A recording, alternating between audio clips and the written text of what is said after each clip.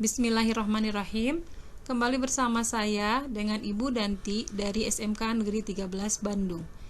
Di sini saya akan menjelaskan tentang AAS dengan nyala atau yang biasa disingkat dengan flame AAS.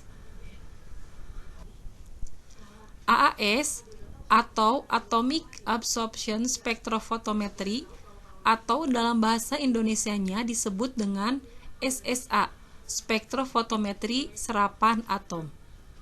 AAS ini adalah merupakan teknik analisis unsur kimia yang menggunakan prinsip penyerapan energi oleh atom sehingga menimbulkan keadaan energi elektronik yang tereksitasi. Teknik AAS itu ada 3. Yang pertama ada teknik AAS dengan nyala atau yang disebut dengan flame AAS. Yang kedua, ada teknik AAS tanpa nyala, yaitu menggunakan graphite furnace. Kemudian, yang ketiga, dengan metode penguapan. Di sini saya akan menjelaskan yang pertama, yaitu AAS dengan nyala atau flame AAS.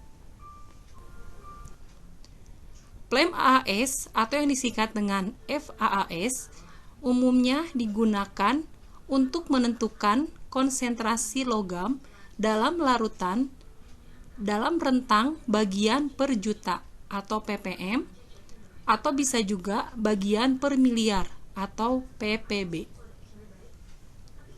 Ion-ion logam akan dinebulisasi sebagai semprotan halus atau kabut halus ke dalam nyala api pada suhu tinggi, di mana ion-ion tersebut akan direduksi menjadi atom-atomnya dalam keadaan netral yang secara selektif akan menyerap cahaya dari lampu katoda berongga atau hollow cathode lamp sebagai sumber cahaya pada AAS. Prinsip kerja dari FAAS adalah didasarkan pada penguraian molekul senyawa logam menjadi atom atau yang disebut dengan proses atomisasi dengan energi yang berasal dari api. Atom dalam keadaan dasar tersebut kemudian dilewati sinar dari sebuah lampu khusus sehingga terjadi penyerapan sebagian sinar. Sinar yang tidak diserap atau yang ditransmisikan akan diteruskan ke detektor, sehingga jumlah sinar yang diserap akan sebanding dengan konsentrasi ion logam di dalam sampel. Berikut adalah diagram AAS dengan nyala. Seperti ini gambarnya. Yang pertama di sini larutan sampel akan disedot oleh pipa kapiler atau capillary tube, kemudian akan masuk ke dalam spray chamber. Di dalam AAS dengan nyala itu dibutuhkan 2 gas. Yang pertama adalah gas bahan bakar atau fuel gas, dan yang kedua adalah gas oksidan atau gas pembawa. Kemudian dalam spray chamber ini akan terjadi proses nebulisasi di mana sampel yang tadi berupa cairan akan diubah menjadi aerosol. Yang kemudian selanjutnya akan mengalami proses desolvasi di mana sampel yang tadi berupa aerosol itu akan menjadi sampel padat. Yang selanjutnya akan mengalami proses volatilisasi di mana sampel yang padat tadi akan berubah menjadi sampel dalam bentuk senyawa atau ionnya dengan fasa gas. Yang terakhir adalah di sini di dalam burner nanti akan terjadi proses atomisasi di mana sampel yang tadi berupa senyawa atau ion dalam bentuk gas akan diubah menjadi atom-atom dalam keadaan netral. Atom-atom ini akan menyerap sinar yang berasal dari hollow cathode lamp atau lampu katoda berongga sebagai sumber sinarnya, yang kemudian sinar tersebut akan diserap dan sebagian akan diteruskan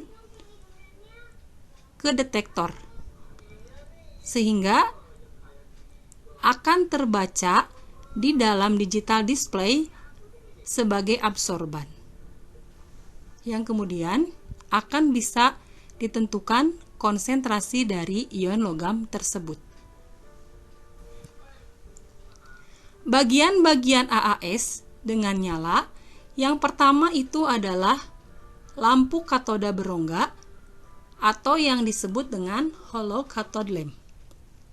Lampu katoda berongga ini terdiri atas tabung gelas yang diisi oleh gas mulia.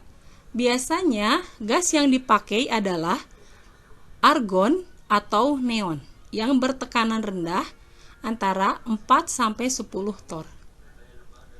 Di dalam hollow cathode lamp ini dipasang dua elektroda.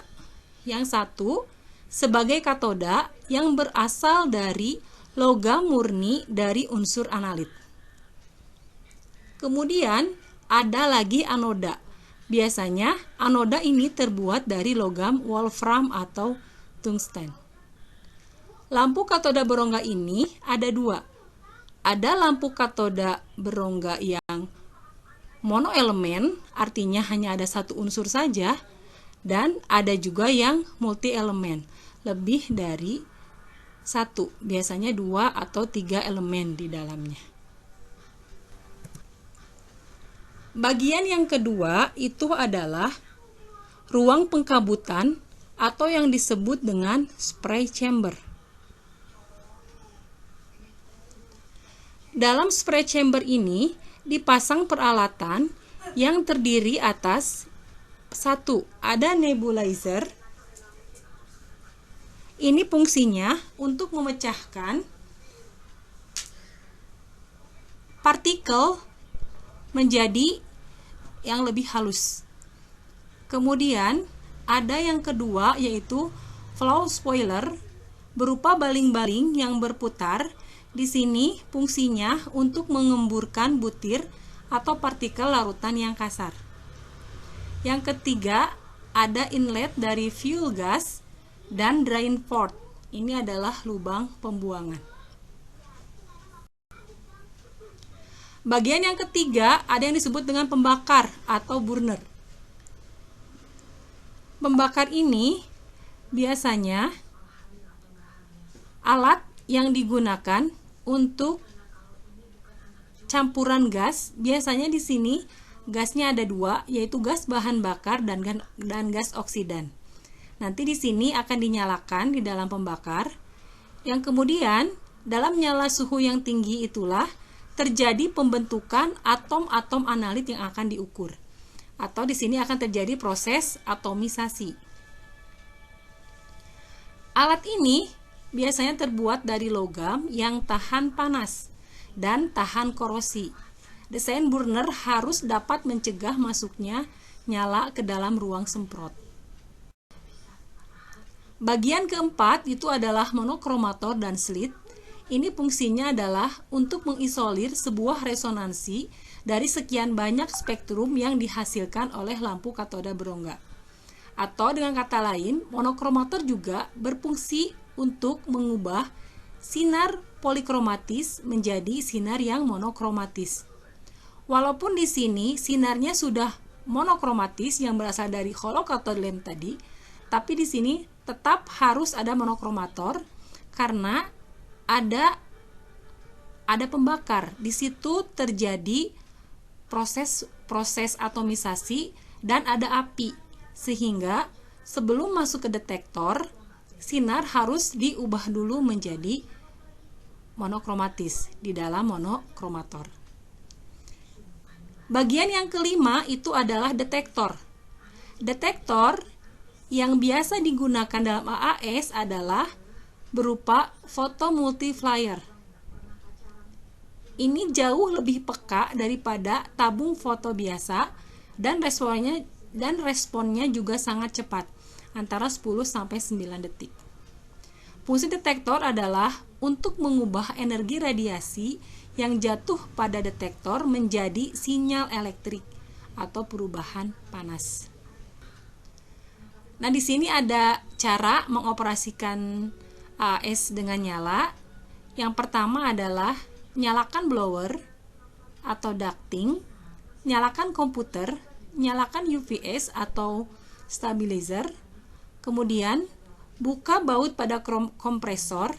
Di sini tujuannya adalah untuk membuang sisa udara yang ada di dalam kompresor. Kemudian yang kelima, membuka saluran kompresor atau mengalirkan gas.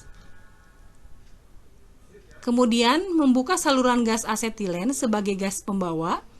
Kemudian memasang holocathode lamp, menyalakan AAS, menyalakan komputer, lakukan inisialisasi alat. Setelah lampu menyala, baru nyalakan api.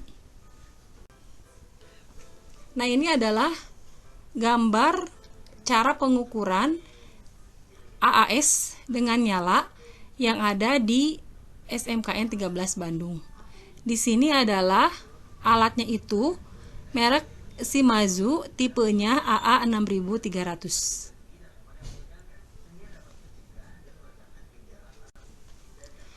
Terakhir, cara mematikan AAS adalah tutup aliran kompresor, kemudian keluarkan sisa udara pada kompresor.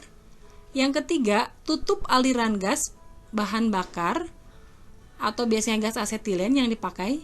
Kemudian keluarkan sisa gas pada selang dengan cara tekan tombol purge. Kemudian matikan AAS, lalu keluarkan holocathode lamp dari soket atau dari tempatnya. Kemudian matikan AAS, UPS, dan komputer. Yang terakhir adalah matikan blower. Demikian penjelasan dari saya tentang PEM AAS. Semoga bermanfaat. Terima kasih atas perhatiannya. Wassalamualaikum warahmatullahi wabarakatuh.